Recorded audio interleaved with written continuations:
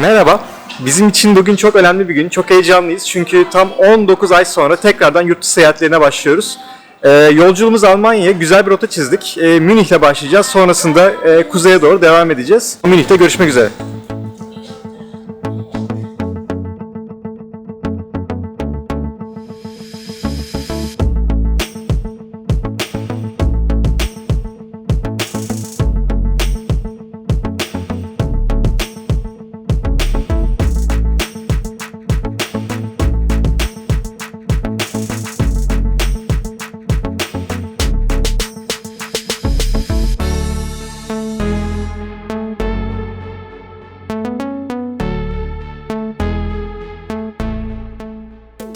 Hazır biz yoldayken sizi çok tutmayalım ve ilerleyen dakikalarda neler izleyeceksiniz kısa bir özet geçelim.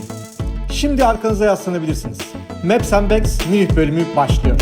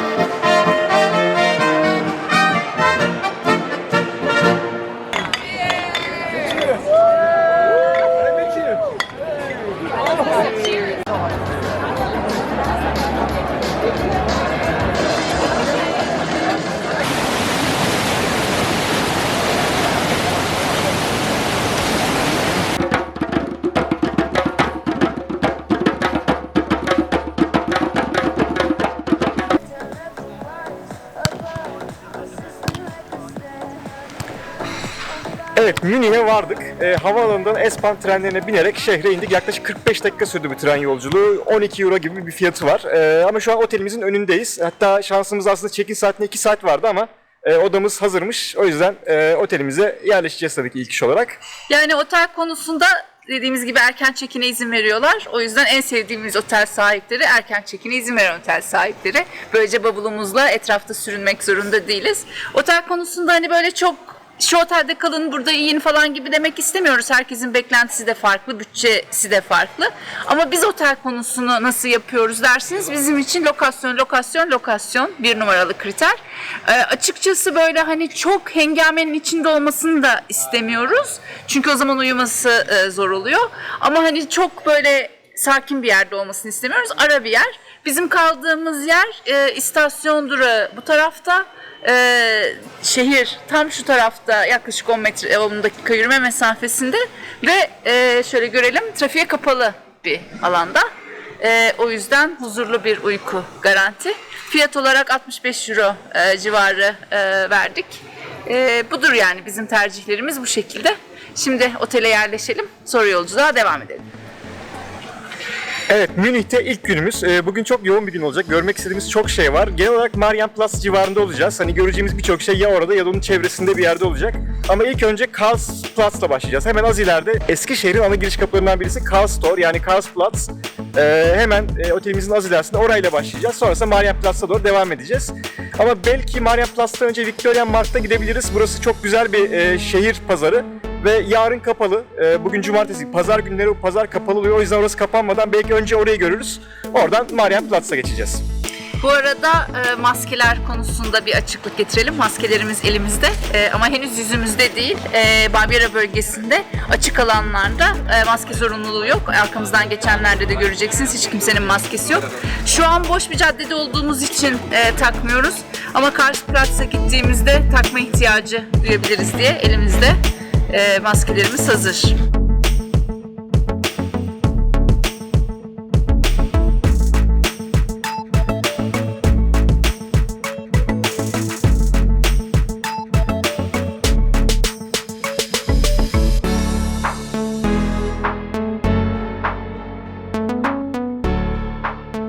Evet, şu anda Karlsplatz'tayız. Burası ismini eski Bavyera hükümdarlarından Karl Theodor'dan almış. Ama anladığım kadarıyla bu Karl abi çok sevilen birisi değil. Yani hatta o kadar sevilmiyor ki burada yaşayanlar onun ismini bile anmak istemiyorlar ve buraya Karlsplatz yerine Stahus demeyi tercih ediyorlar. Stahus da burada yer alan bir ünlü bir pub'dan geliyor. Stahusgarten isimli bir pub'dan geliyor. Burada ne var derseniz, öncelikle burası çok hareketli bir meydan, çok kalabalık bir meydan. Tabii en önemli şey arkamda görmüş olduğunuz Karlstor. Yani Münih'in eski şehrinin en önemli giriş kapılarından birisi Karlstor. Şu an arkamda yer alıyor.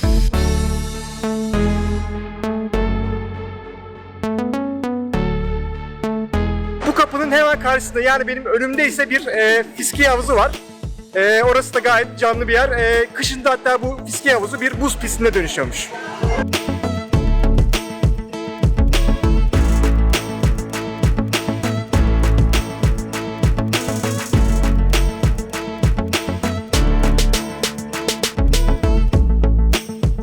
Evet, şu anda Karlstor kapısının tam altındayım. Arkamdaki cadde Neuhauserstraße olarak geçiyor. Alışveriş caddesi olarak biliniyor. Biz oradan devam edeceğiz. Yolumuz Marienplatz'a doğru devam ediyor.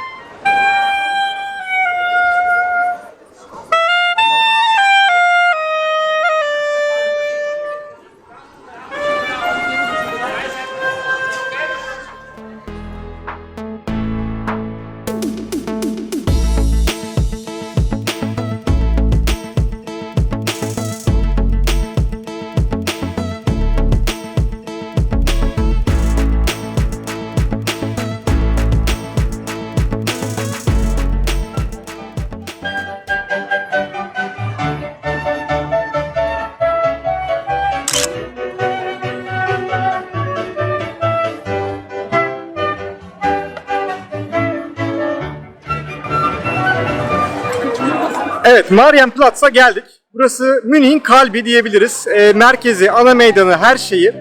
Münih gerçekten turist dostu bir şehir.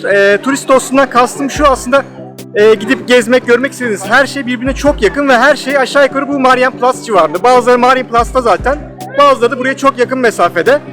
O yüzden buraya geldiğinizde zaten birçok yeri bir gün içerisinde gezebileceksiniz.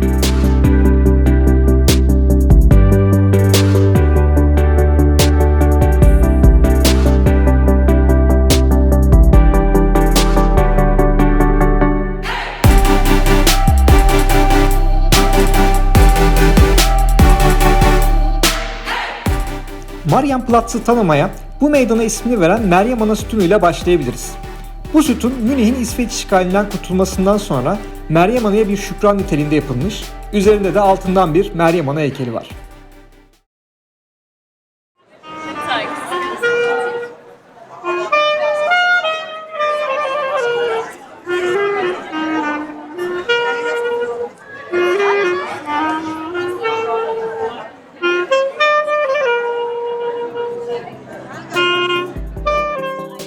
Marienplatz'ın en görkemli yapısı, hiç kuşku yok, arkamda görmüş olduğunuz yeni belediye binası. Gerçekten çok etkileyici bir dış mimariye sahip.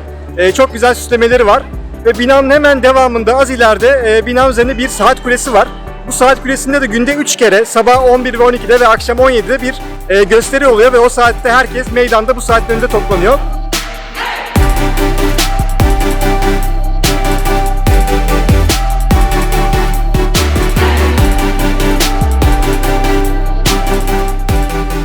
Her gün 11 ve 12'de ve aynı zamanda Mart'tan Ekim'e kadar, ayrıca akşam 5'te bu saat Münih tarihinden 2 sahneyi canlandırıyor. Üst taraftaki figürler Münih'in ilk bira evi Hofbrauhaus'un kurucusu Dük 5. Wilhelm'in düğününü sergilerken, alt kattaki figürler ise Coopers denilen fıçı yapımcıları. Rivayete göre bu fıçı yapımcıları Münih'te yaşanan veba salgını sırasında sokaklarda dans ederek insanların hayatlarına neşe katmaya çalışmış. Bu saat gösterisi yaklaşık 15 dakika sürüyor ve bu süre boyunca meydanda hayat duruyor.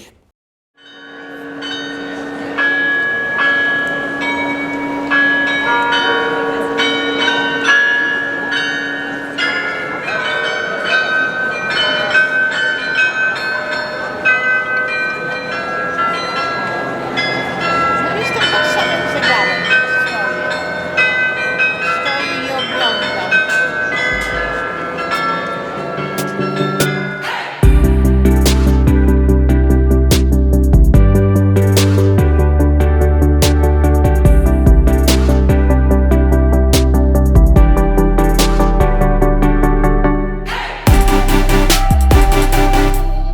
Marienplatz'ta bir belediye binası daha var.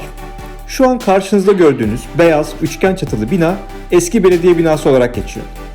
Peki bu binada günümüzde ne var derseniz bir oyuncak müzesi var.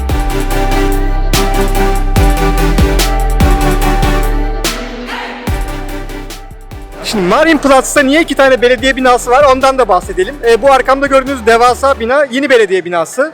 Hemen şöyle dönüyorum. Arkada gördüğünüz beyaz bir üçgen bina var. Orası da eski bir belediye binası. Bu arada yeni derken hani yanlış anlaşılmasın, yeni bir bina değil. Burası da oldukça eski. Sadece göreceli olarak yeni diyebiliriz. Şöyle özetlemek gerekirse aslında daha önceleri Münih'in belediye binası burasıymış. Ama 2. Dünya Savaşı döneminde o bombardımanlarla aldığı hasarlar sonucu kullanılamaz hale gelmiş ve belediye binası bu binaya taşınmış. Ve 1940'lardan beri de hizmet vermekte, hala devlete hizmet veren bazı ofisler burada yer almakta. İsterseniz bu belediye binasındaki kuleye çıkıp Münih'e yukarıdan da bakabilirsiniz. Ama bunu tavsiye etmiyoruz. Çünkü size Münih'e yukarıdan bakmanız için çok daha güzel bir önerimiz olacak. Neden mi? Birazdan oraya gittiğimizde zaten nedenini anlayacaksınız.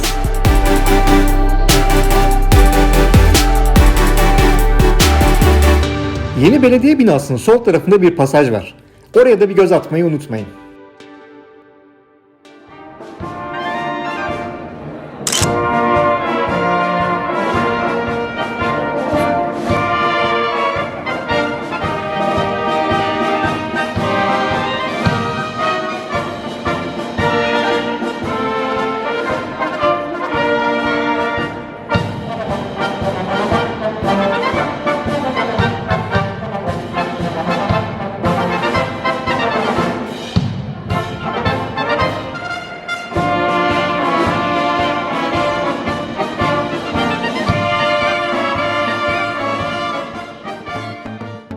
Şu anda Marienplatz'ın hemen yanındaki St. Peter Kilisesi'ne geldik. Burası şehrin en eski kilisesi.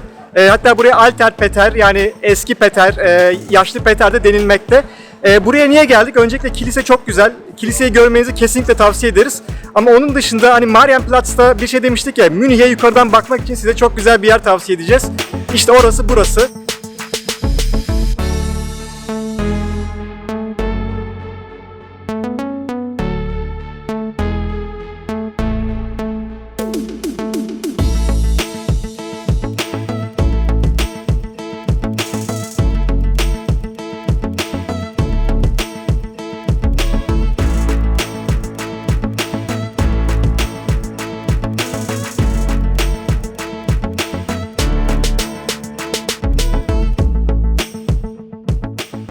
Kilisenin içine baktıktan sonra şimdi o güzel Münih manzarası için kuleye çıkabiliriz. Ama bunun için sizi yaklaşık 300 adet basamak bekliyor. Ama merak etmeyin, buna kesinlikle değecek.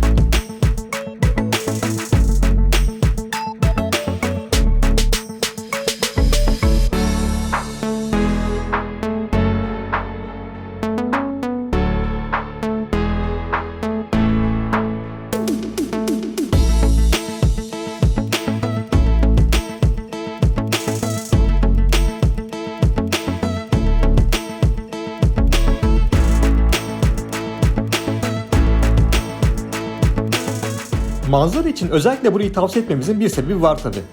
Münih Belediye Binası çok güzel bir bina ve Münih'e onun tepesinden baksaydık o güzelim yapıyı göremeyecektik. Ama burada sizleri hem 360 derece Münih manzarası hem de o görkemli belediye binası bekliyor olacak. Zaten en güzel fotoğrafları da buradan çekeceksiniz.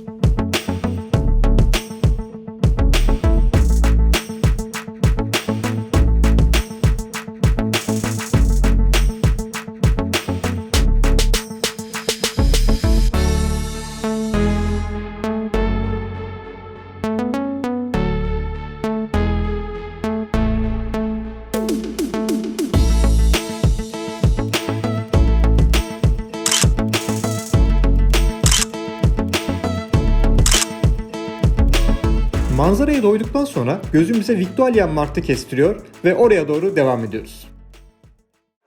Biz gittiğimiz yerlerde şehir pazarları gezmeyi çok seviyoruz. Eğer siz de şehir pazarlarını seviyorsanız Münih'te gelmeniz gereken yer burası. Viktualienmarkt. Doğru telaffuz ettiğimi bilmiyorum ama en azından bu şekilde yazılıyor. Birçok ülkede, birçok şehirde benzer pazarlar gördük ama burası gerçekten çok canlı, çok hareketli. Burada hani gerçekten bir hayat var. Biz çok keyif aldık. 140-150 civar tezgah var burada. Yani çok keyifli. Gerçekten her tezgah bir müze gibi. Yani daha önce görmediğimiz meyveler, sebzeler veya bildiğimiz meyvelerin farklı tipleri, değişik peynirler, zeytinler, mantarlar.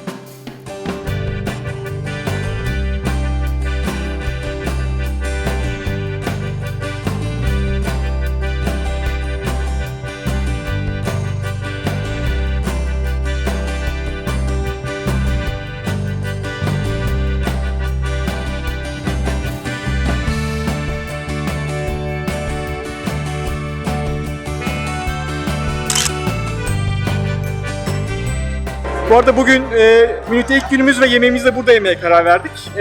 Bir yerler bakındık ama ileride çok güzel bir bira bahçesi var. Gözümüzü oraya kestirdik.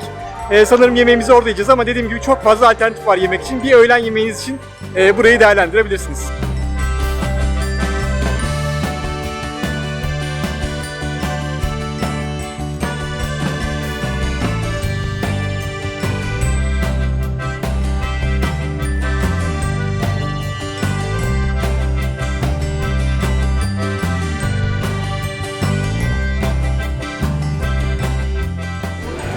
Oktoberfest dünyanın en büyük halk festivallerinden birisi. Belki de en büyüğü olabilir. Biz uzun süredir Oktoberfest döneminde Münih'e, Bavyera'ya gelmeyi çok istiyorduk. Denk gelmemişti. Bu sene bunu başardık. Oktoberfest dönemi Münih'teyiz. Bugün Münih'teki ilk günümüz.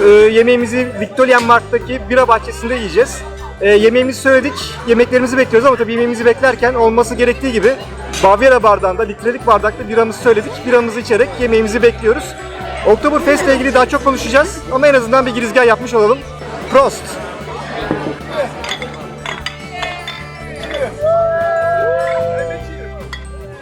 Oktoberfest meraklıları Münih'teki ikinci günümüzü sakın kaçırmasın. Kadehler daha çok havaya kalkacak. Evet, şu an Frauenkirche'nin önündeyiz. Münih Katedrali, Meryem Ana Kilisesi gibi birçok ismine denk geldik araştırmalarımızda ama burayla ilgili iki tane bilgi paylaşmak istiyoruz sizinle. Birincisi kuleleri. Kuleleri çok önemli. Zaten şehrin birçok yerinden gözüküyor. İki tane kulesi var. Yaklaşık 100 metre yüksekliğinde bunlar ve Münih şehir kurallarına göre Münih Eskişehir'de yani Old Town'da bu iki kuleden daha yüksek bir bina veya herhangi bir şey inşa etmek yasak. Yani bu kulelerin 100 metre yüksekliği aslında bir limit belirlemiş şehirde. Dolayısıyla şu an Münih Old Town'daki en yüksek yapı bunlar ve böyle de kalmaya devam edecek. Arkamdaki kapıdan içeri girdiğinizde de hemen 3-4 metre ileride bir tane ayak izi göreceksiniz. Bu ayak izinin de şeytanın ayak izi olduğuna inanılıyor. Şimdi girelim ve o ayak izine bir bakalım.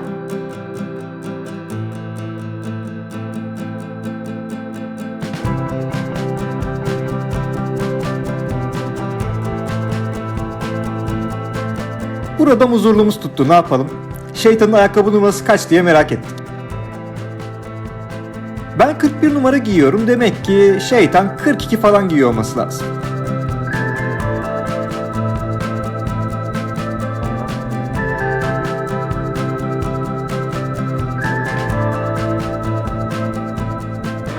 Evet, şu an Münih'in bir diğer önemli meydanı olan Odeonplatz'tayız. Odeonplatz ismini arkamda görmüş olduğunuz eski konser binası Odeon'dan almakta. Hatta şu anda da bir konsere denk geldik. Ama burasının ayrı bir önemi daha var. Aslında zamanında yıllar önce Hitler de halka konuşma yapacağı zaman genelde bu meydanı kullanılmış. Birçok konuşma yapmış burada. O anlamda da bu meydanın çok bir önemi var.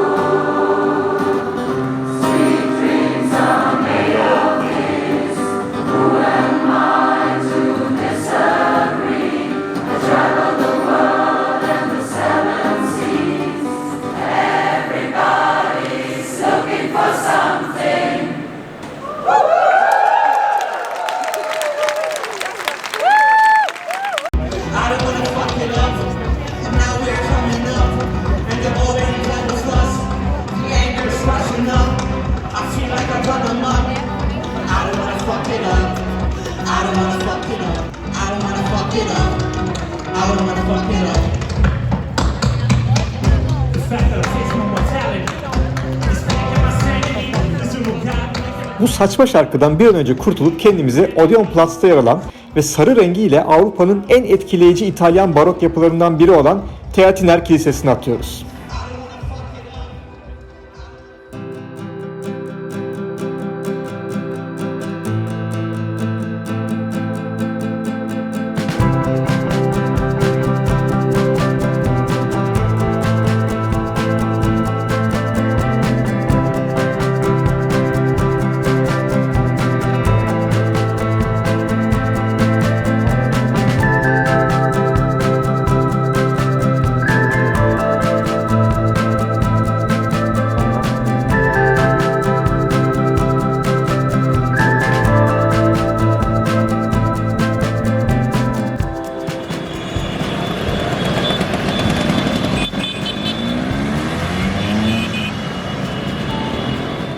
Odeon Plus'ta denk geldiğimiz Vespa Ride'ı da keyifle izledikten sonra bu meydanda görülmesi gereken bir diğer önemli yere, yani Münih Residence'e doğru devam ediyoruz.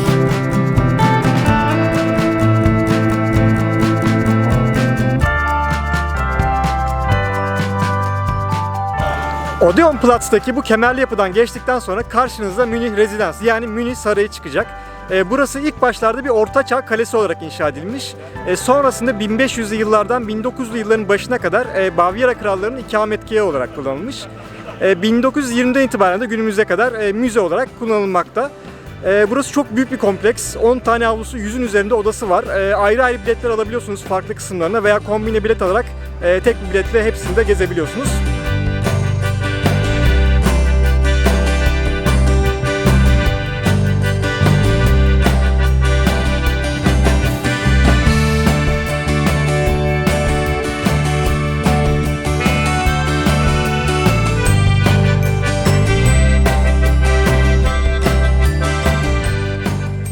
Sarayın hemen karşısında Hofgarten var. Burası da gerçekten çok güzel bir bahçe. Münih'e geldiğinizde buraya mutlaka uğramanız lazım. Bahçenin ortasında bir tapınak var. Temple of Diana. 8 kemerli bir tapınak burası ve her kemerin önünden bir yol bahçeye böyle çiçek gibi açılıyor. Kubbenin üzerinde de bir heykel var. Bu heykel de Bavyera'nın zenginliklerini sembolize ediyormuş ama bugün hani o kadar yoğun bir gün geçtik, çok yorulduk gerçekten. Kesinlikle heykelle ilgilenmiyoruz. Park daha çok ilgimizi çekti. Çimeceğiz. Yapacak bir şey yok.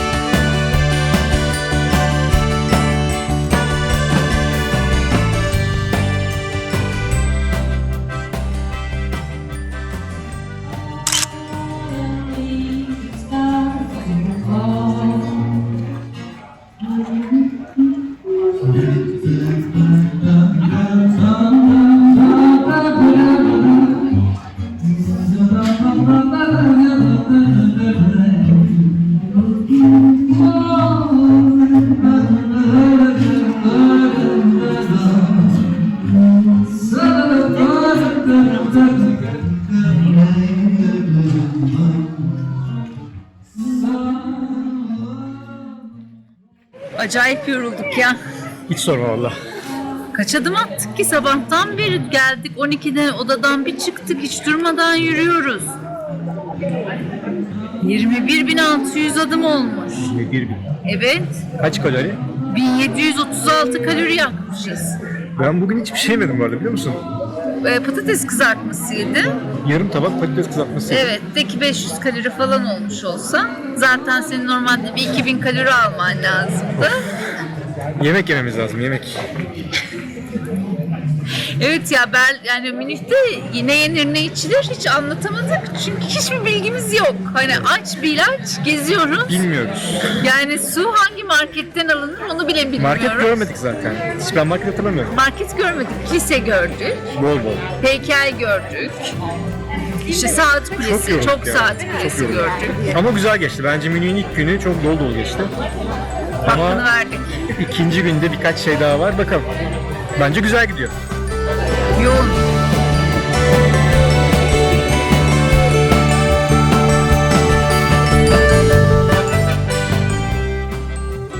Bugünlük bizden bu kadar. Şimdi biraz dinlenelim, sonra da kendimize yiyecek bir şeyler bulalım.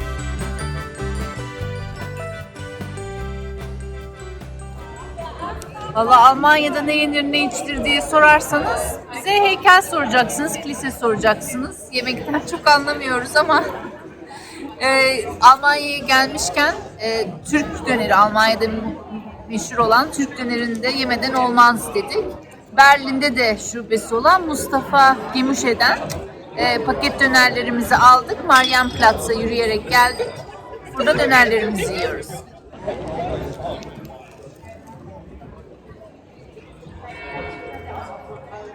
Güzel. Ama Türk döneri daha iyi. Bence de. Türk döneri Türkiye'de yenir. Aynen.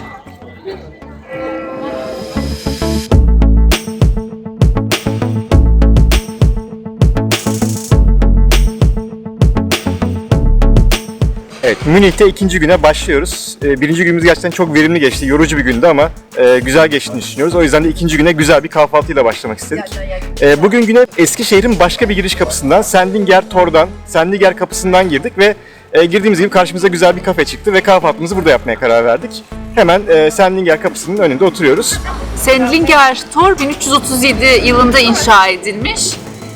İşte bu kafayı acayip seviyorum. Yani düşünün ki 700 yıl önce bizim oturduğumuz yerde de birileri oturuyordu belki. Muhtemelen cappuccino içmiyorlardı. Belki pretzel yiyorlardı ama peynirsiz versiyonunu. Ama böyle hani tarihle modern hayatın iç içe geçtiği durumlarda olmak çok güzel, çok keyifli.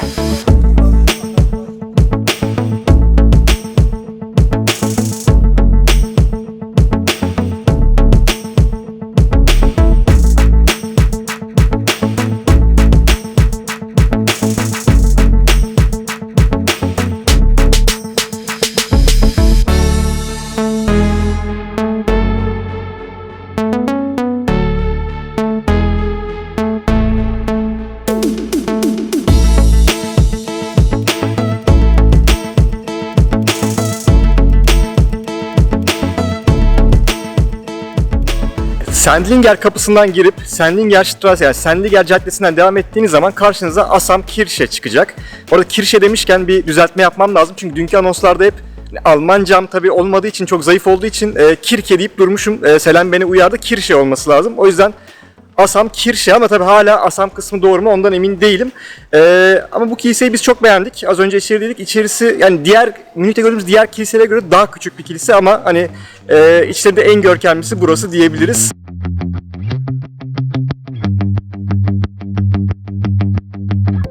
Kiliseye girdiğinizde hemen sağda yer alan detayı sakın kaçırmayın. Burada gördüğünüz iskelet ölümü temsil ediyor ve elindeki makasla bir ruhun hayat ipliğini kesiyor.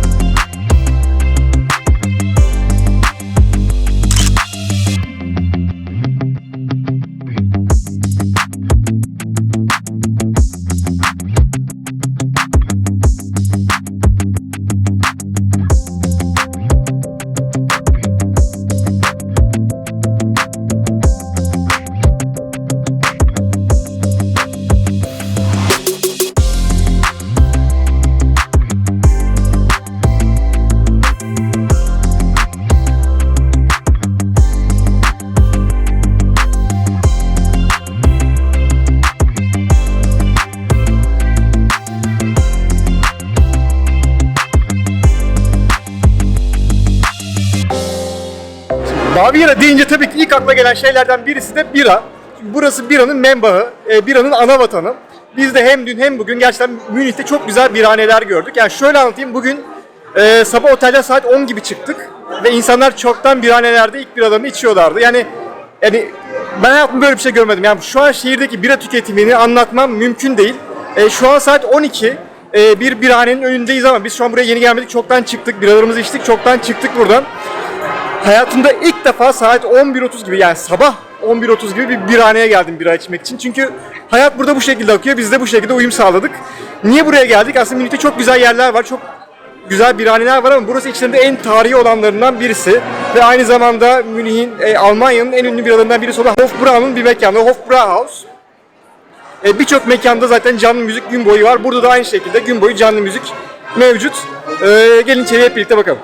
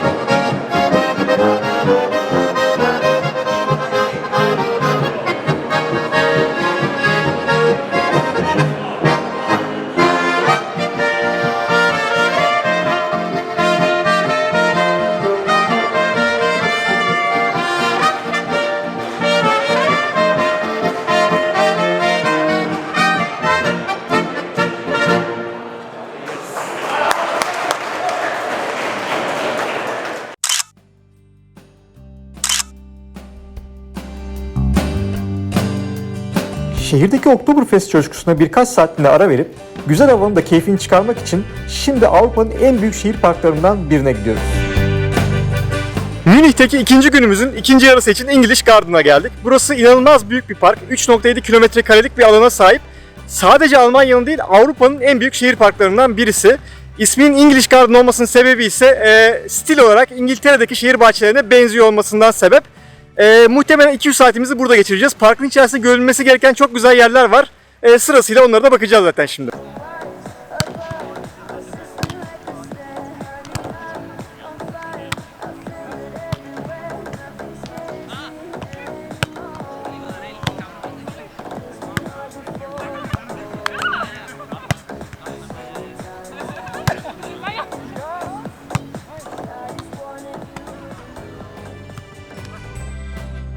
English Garden'da görülmesi gereken yerlerden biri de arkamda tepede gördüğünüz Monopteros Tapınağı. Bir Yunan tapınağı burası. İsterseniz tapınağın oraya çıkıp parka yukarıdan bakabilirsiniz ama alternatif olarak buradan tapınak da gayet güzel gözüküyor yukarıda.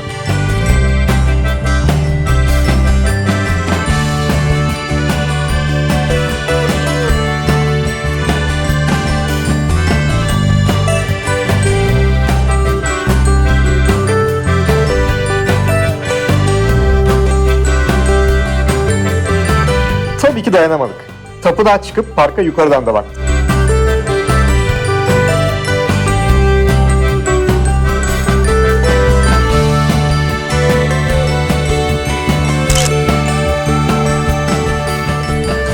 English Gardens'ta yapılabilecek çok enteresan bir aktivite var. Burada surf yapabiliyorsunuz.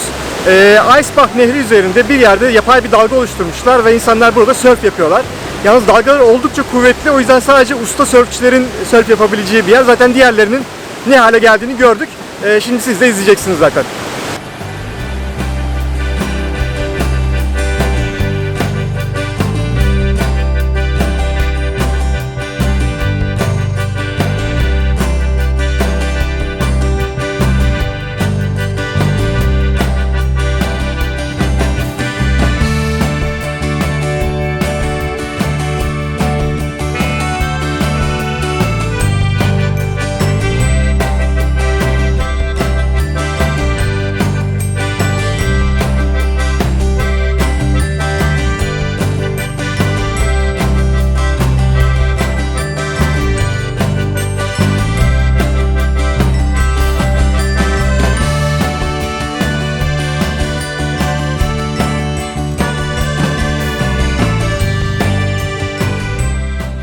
Düşenlere gülmeyelim yalnız. Zira bizim de yapabileceğimizin maksimumu bu.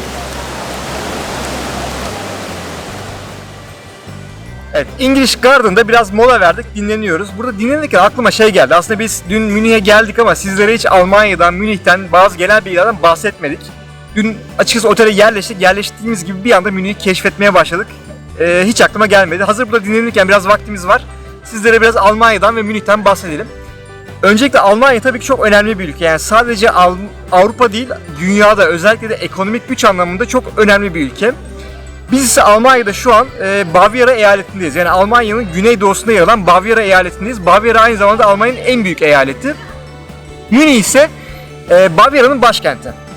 Münih aynı zamanda Almanya'nın 3. büyük şehri. Berlin ve Hamburg'dan sonra burası Almanya'nın en büyük 3. şehri. Yaklaşık 1,5 milyonluk nüfusa sahip. Münih ismi nereden geliyor olabilir? Buna da baktık. Şöyle bir geçmişini öğrendik. München, yani München, tabii benim Almancamı biliyorsunuz çok iyi olmadığı için yanlış söylüyor olabilirim ama keşişler tarafından demekmiş. Yani burada şehir kurulmadan önce yaşayan bazı keşişler varmış. Bu keşişlerden sebep de buranın ismini Münih koymuşlar. Münih aynı zamanda hava trafiği, yani uçuş trafiği anlamında da Avrupa'daki en yoğun şehirlerden birisi. Daha önce Münih'e gelmiş olabilirsiniz. Ama eğer gelmediyseniz de başka bir yere giderken Münih'ten aktarmalı uçmuş olabilirsiniz. Zira bizim ilk Münih deneyimimiz bu şekilde olmuştu. İngiltere'den, Manchester'dan Türkiye'ye dönerken Münih aktarmalı bir uçuşumuz vardı. Ama 8 saat beklememiz vardı Münih'te. Biz de bunu bir fırsata dönüştürdük. Ve hemen iki uçuş arasında atladık, şehir merkezine indik. Ve 3-4 saat Münih'te vakit geçirdik. O dönem Noel zamanıydı. Marienplatz'a gelmiştik. Marienplatz'ta çok güzel bir Noel pazarı kurulmuştu. Bizim için aslında bir nevi böyle bir Noel pazarı ziyareti olmuştu. Ama bu sefer gerçekten bu 2 günde Münih'in keyfini çıkardık. Biz çok eğlendik. Umarız size de bunu güzel yansıtabilmişizdir.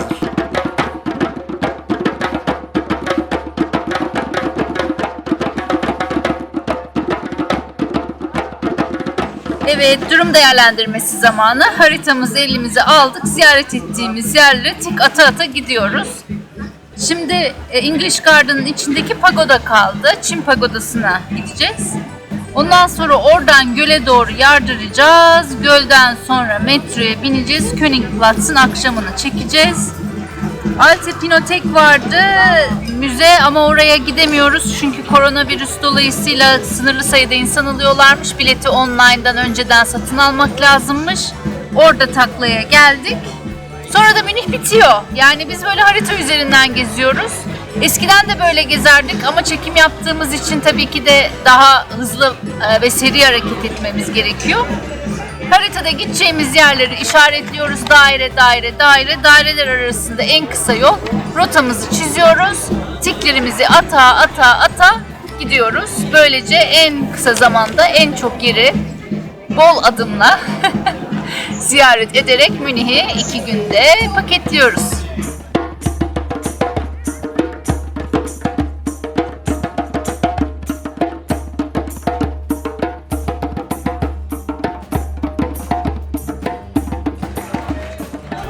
Şu anda İngiliz bahçelerinde Çin Kulesi'nin önündeyiz. Burası 18. yüzyılda bir gözlem kulesi olarak yapılmış.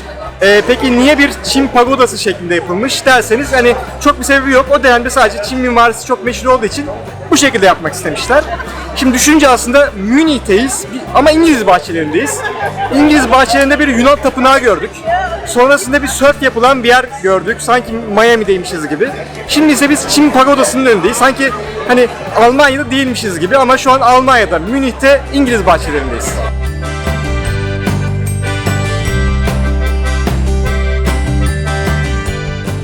Bu Çin Kulesi'nin hemen yanında bir bira bahçesi var. Burası inanılmaz büyük bir yer. Aynı anda 7000 kişiyi ağırlayabiliyormuş burası. Yani sadece Almanya'nın değil, dünyanın en büyük bira bahçelerinden biri olsa gerek.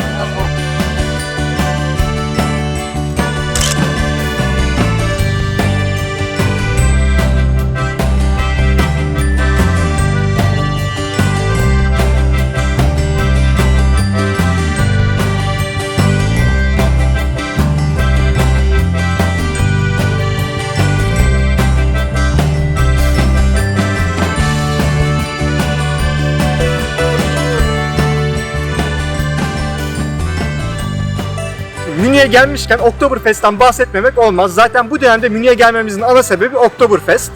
Oktoberfest'in zaten dünyanın en büyük halk festivallerinden biri olduğunu söylemiştik.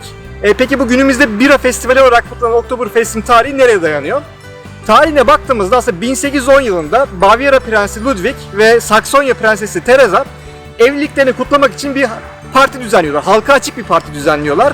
Ve bu parti yıllar geçtikçe bir bira festivaline yani Oktoberfest'e dönüşüyor. Oktoberfest Eylül ayının ikinci yarısında başlıyor ve 3 Ekim'e kadar devam ediyor.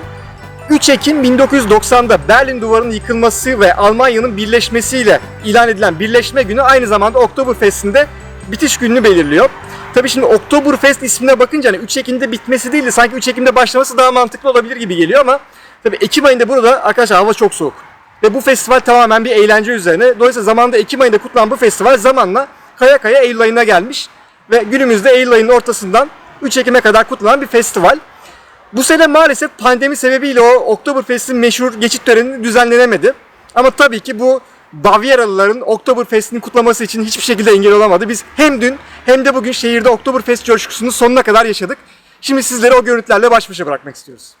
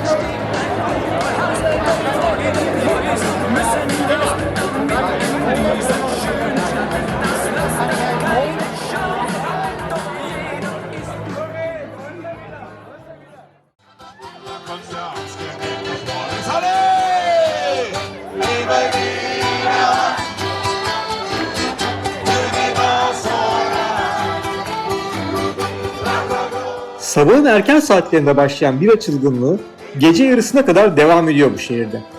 Oktoberfest dönemi Münih'te olmak kesinlikle yaşanılması gereken bir deneyim. Biz listemize bir tik daha atarak yorgun ama mutlu bir şekilde otelimize geri dönüyoruz.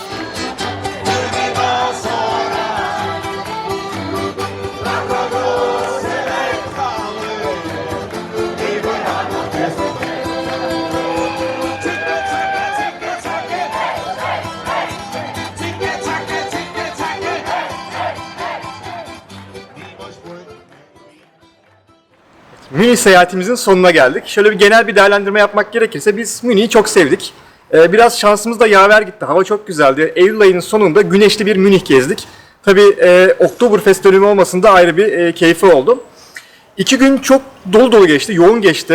Bir de gittiğimiz yerlerde çekim de yaptığımız için tabii biraz vakit alıyor. O yüzden daha rahat bir tempoda gezmek isterseniz Münih'i 3 gün daha ideal gibi duruyor. Münih seyahatimiz bitti. Evet ama Almanya seyahatimiz bitmedi. Biz 2 hafta civarı Almanya'dayız. Aslında Almanya seyahatimiz yeni başlıyor. Buradan çok güzel bir rotaya doğru yola çıkıyoruz. Masal gibi yerler, kasabalar göreceğiz. Ama nereye gideceğiz söyleyemeyelim. O sürpriz olsun. Bir sonraki videomuzda, bir sonraki keşifte görüşmek üzere.